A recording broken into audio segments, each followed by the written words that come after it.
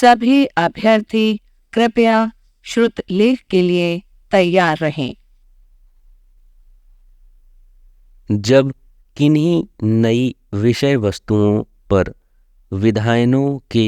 निर्माण की आवश्यकता होती है या विद्यमान कानूनों में किन्हीं संशोधनों की अनिवार्यता अनुभव होती है, तो सिर्फ सरकार ही ऐसे मामलों पर व्यापक स्तर पर कार्यवाही करने का प्राधिकार रखती है। परंतु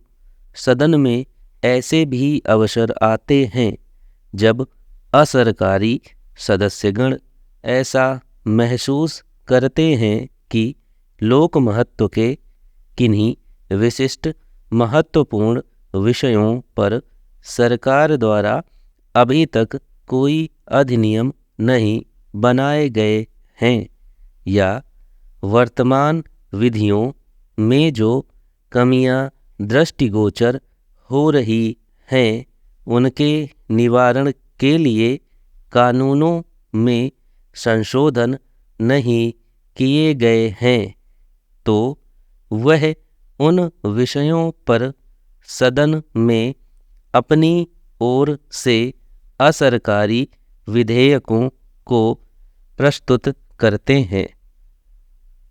भारत के संविधान में उपबंधित विधायी प्रक्रियाओं के अंतर्गत असरकारी विधेयकों के संबंध में अलग से कोई प्रावधान नहीं है,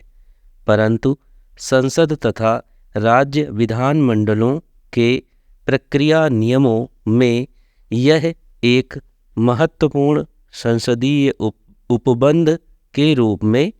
उल्लिखित है, जिसका उपयोग माननीय सदस्यगण सरकार से वांछित विधायनों के बनाने या प्रचलित विधियों में संशोधन करने के अनुरोध के रूप में करते हैं। यह उल्लेखनीय है कि सरकारी विधेयकों को सरकार के मंत्री ही सभा में पुनर्स्थापित कर सकते हैं, जबकि गैर सरकारी विधेयकों को सदन के असरकारी सदस्यों द्वारा प्रस्तुत किया जा सकता है। यह उल्लेखनीय है कि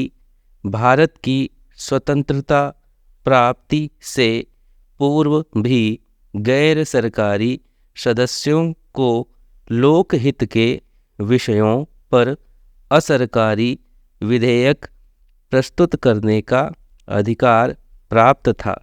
देश की स्वतंत्रता प्राप्ति से पूर्व विधानसभाओं की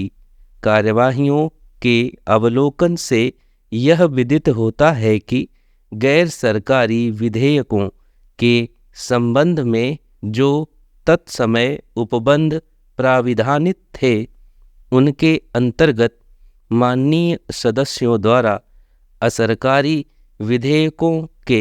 पुनर्स्थापन की सूचनाएं दी जाती थीं और उन पर विस्तृत चर्चाएं होती थीं। इसी तरह से तत्समय प्रस्तुत असरकारी विधेयकों के संबंध में इस आशय के संशोधन के प्रस्ताव भी प्रस्तुत किए जाते थे कि विधेयकों को प्रवर समिति के सुपुर्द कर दिया जाए या जनता की राय जानने के लिए परिचालित किया जाए। माननीय सदस्यों के ऐसे संशोधन के प्रस्तावों को सरकार स्वीकार कर लेती थी या अधिकांश मामलों में सरकार सदन को यह आश्वासन कर लेती थी कि उस विधेयक में अंतर्ग्रस्त प्रश्न के महत्व का उसे काफ़ी ख्याल है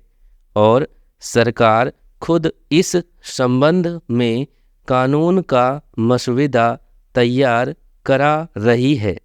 ताकि इस तरह के महत्वपूर्ण कानूनों के बनने में कोई विलंब ना हो। इसी संदर्भ में उत्तर प्रदेश विधानसभा में असरकारी सदस्यों द्वारा प्रस्तुत किए जाने